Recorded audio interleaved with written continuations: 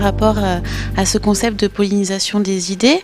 Vous parlez du Web 2.0 qui est un outil qui favorise donc cette intelligence collective.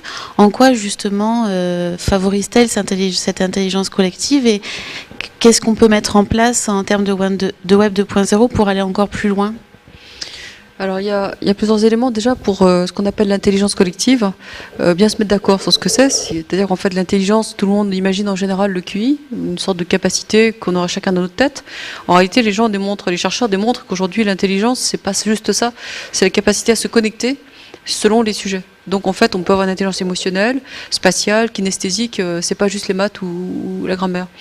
Ensuite une intelligence collective c'est la capacité d'un groupe à faire plus que la somme des individus. Donc au football, c'est l'équipe, c'est plus que les 11 personnes, c'est quelque chose d'un tout qui a d'autres propriétés.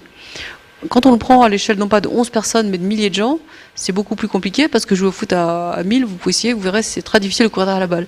Et donc là, on retrouve ça typiquement dans des choses comme Wikipédia ou sur le Web 2, parce que le Web a permis des interactions simultanées de plein de gens. Mais après, il y a des règles, parce qu'on a aussi des foules qui font des bêtises. On parle souvent de la bêtise des foules. Bon.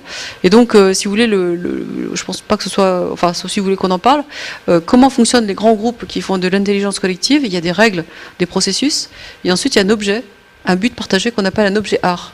C'est la page sur Wikipédia, où ça peut être un projet d'une planète durable, ou ça peut être un projet de bâtir une maison populaire dans un coin, etc. Bon.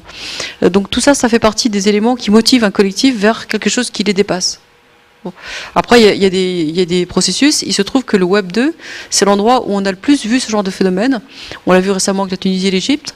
On le voit sur plein d'autres choses, comme, on va dire même de manière assez basique. Google, c'est une forme d'intelligence collective. Vous avez la réponse de millions de gens sur une question que vous avez posée. Et puis vous avez d'autres exemples comme, on va dire, les réseaux sociaux. Ou alors, comme à la limite quand vous achetez sur eBay, vous avez les votes des gens avant vous qui vous disent cette personne a une bonne réputation ou pas du tout. Donc ça, ce sont des exemples d'intelligence collaborative rendus possibles par la technologie.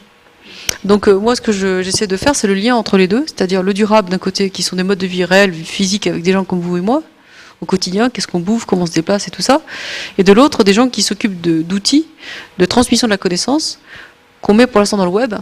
Mais les travaux actuels sur lesquels j'avance des projets de recherche avancée, c'est notamment l'idée que ces choses-là qu'on voit sur le web se reproduisent également dans la sphère matérielle.